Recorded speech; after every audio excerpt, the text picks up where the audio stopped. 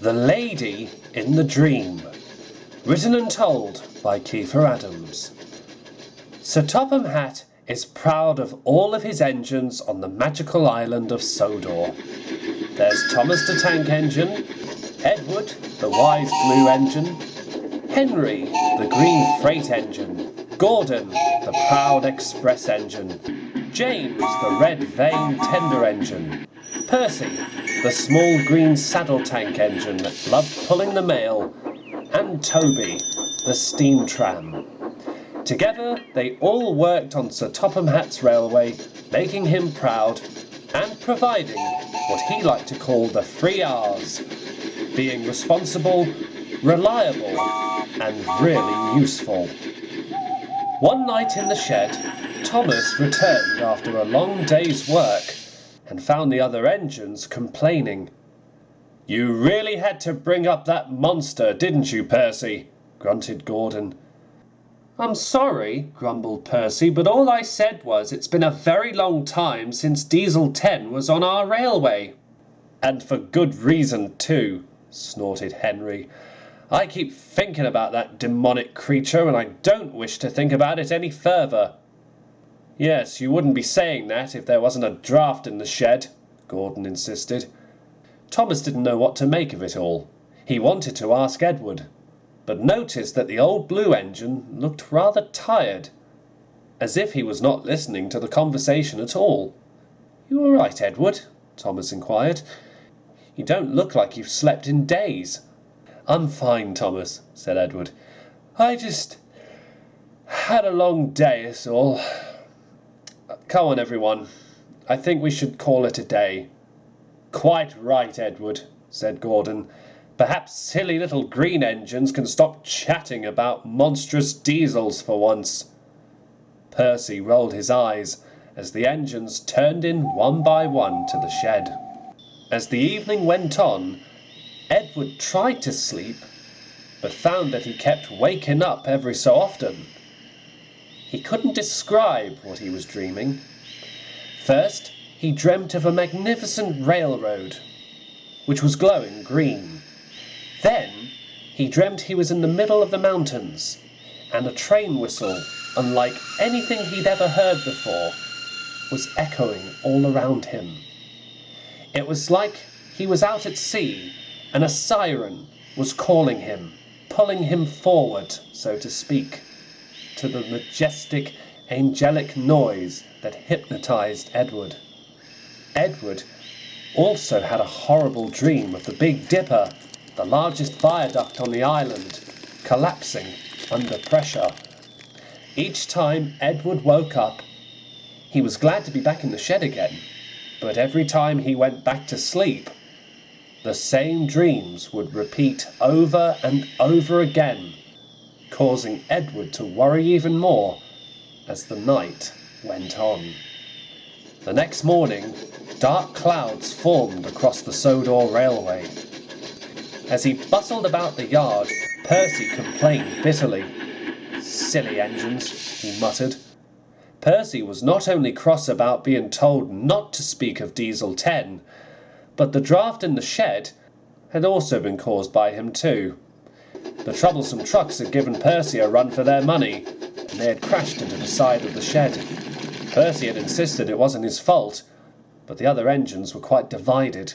Sir Topham Hatt made sure that the shed would be repaired before he was due to go off on an upcoming holiday with his wife.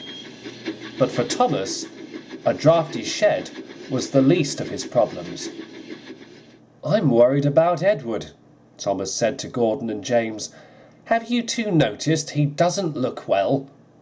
"Of course we've noticed," said Gordon. "But what do you want us to do about it?" retorted James.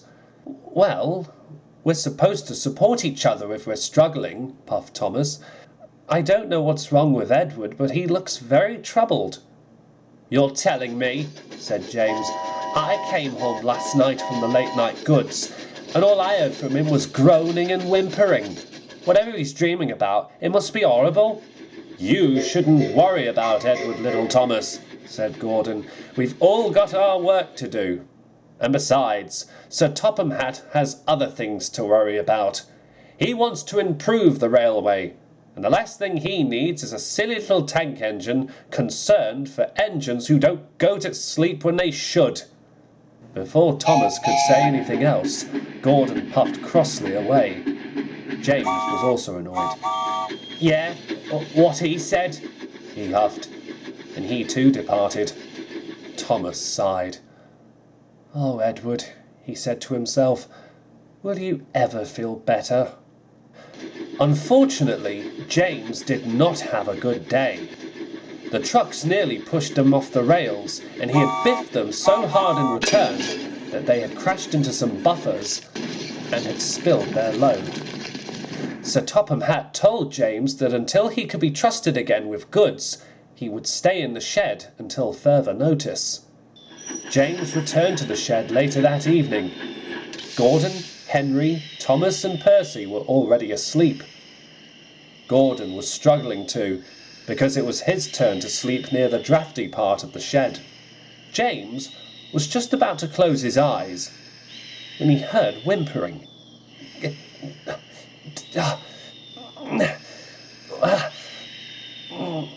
"No, don't go there. No, it's dangerous." James was surprised. He turned and saw Edward. His face was winced, and he almost looked to be in pain. "Edward," James hissed, trying not to wake the others. "Edward, you're doing it again! Wake up!" But Edward didn't stir. "Edward!" James snapped impatiently. "Wake up, you good-for-nothing!" "Keep it down over there!" shouted Gordon, who had just been woken up by a chill breeze from the shed wall.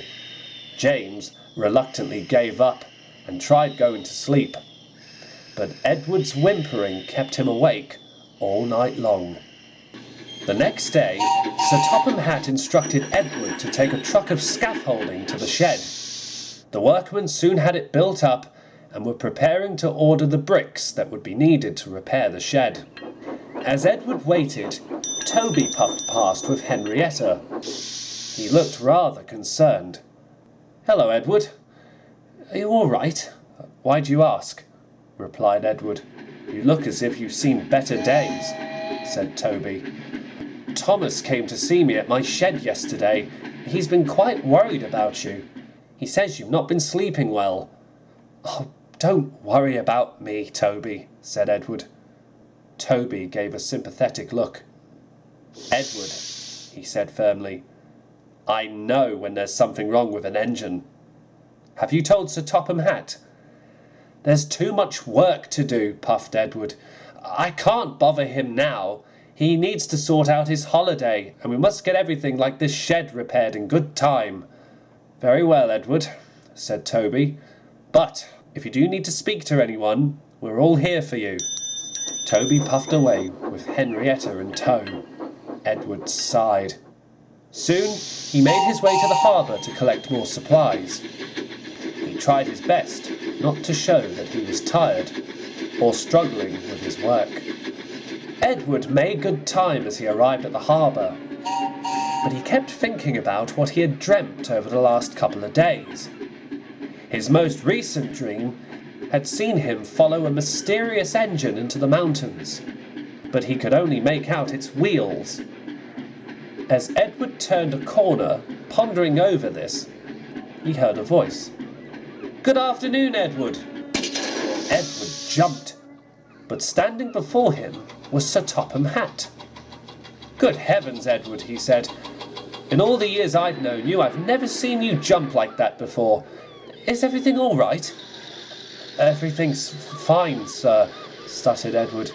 "Toby called on me at the big station," Sir Topham Hatt said. "He's been concerned about you. Have you been sleeping well?" "Yes, sir," said Edward hastily. "Very well," said Sir Topham Hatt. "I've just seen your trucks prepared. They should be ready for you now. You know, if you have a problem, you can always come and talk to me." Of course, sir. Understood," said Edward, and he puffed hastily away. Sir Topham Hatt scratched his head. "I've never known Edward to be so jittery in my life," he said. With that in mind, he turned and carried on with his inspections of the harbour. "It seems you're quite right about Edward, Thomas," said Toby later that day. "I did have a word with him, but he looks as though he was holding back on not wanting to tell us what's going on." "It is worrying," said Thomas. "I know Sir Topham Hatt's going on holiday soon, but do you think Edward needs one too?" Toby chuckled. "Oh, Thomas," he said, if only it was that simple. Engines don't just go on holiday, you know." "I know, I wasn't thinking," puffed Thomas. "But it would be nice for Edward. He'd be well rested, and then he could come back to work and everything will be fine again." "You make a good point, Thomas," said Toby, "but at the end of the day, it's up to Edward to tell us if anything's wrong. Now come on, Thomas. We must get back to work. That's what Sir Topham Hatt would want." "All right, Toby," said Thomas, and rather thoughtfully he went to fetch Annie and Clarabel, while Toby made his way back to his shed, still worrying about Edward. By now, Edward had collected his trucks and was making his way back to the shed. The trucks had noticed that, on occasion when they puffed along, Edward would drift off to sleep, only to quickly wake up again. "Here, lads," said the lead truck. "Shall we have some fun with old Iron here?" The other trucks chuckled and laughed.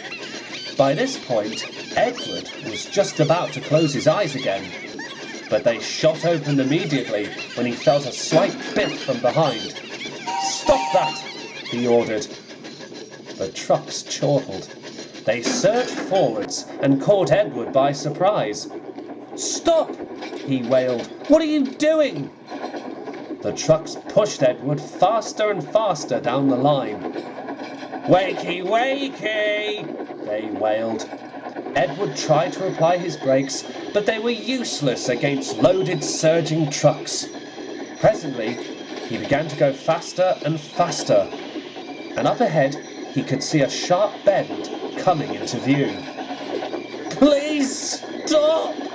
Edward pleaded as the bend came nearer and nearer. "No chance!" shouted the trucks. Everything happened at once. Edward took the curve quite sharply. He toppled to his side and coal spilt everywhere.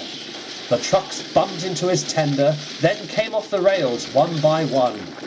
The guard was able to jump clear in his caboose van just in time.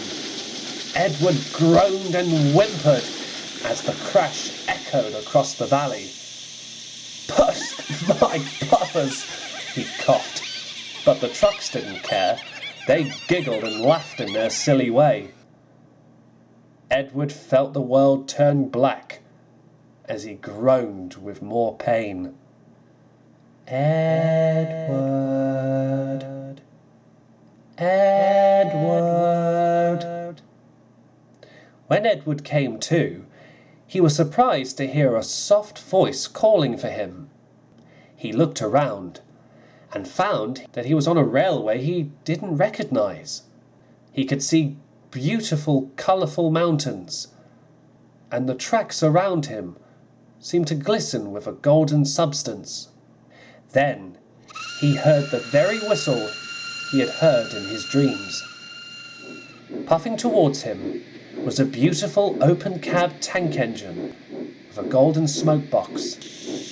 Her two golden headlamps shone brightly at Edward. "Hello, Edward," she said softly. "It's you," said Edward. "What are you doing here? And why have I been seeing you in my dreams?" "Times will change soon, Edward," said the engine. "Your friends will be in grave danger. A familiar foe is returning to the island. Not just for your railway, but for me too." "But why?" asked Edward, knowing exactly who the engine was talking about. "What does Diesel 10 want with you?" The engine started to back away. Edward caught the engine's name on the sides of her tanks. "Lady!" he cried. "Wait! What's going to happen?" There was a great cloud of steam where Lady had stood.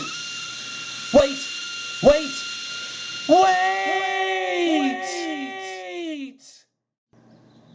Edward? Edward! Another voice was calling to Edward. He woke up suddenly.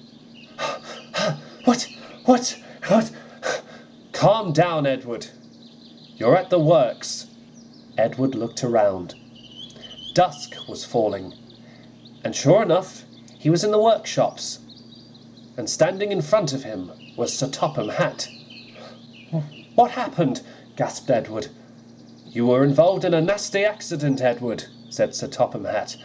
Henry has only just brought you here, while Toby and Thomas are clearing up the mess. Where is she? Cried Edward in alarm. Where is she? Where's who, Edward? Asked Sir Topham Hatt. Edward looked down at his buffers. A tear rolled down his eye and splashed on his buffer beam.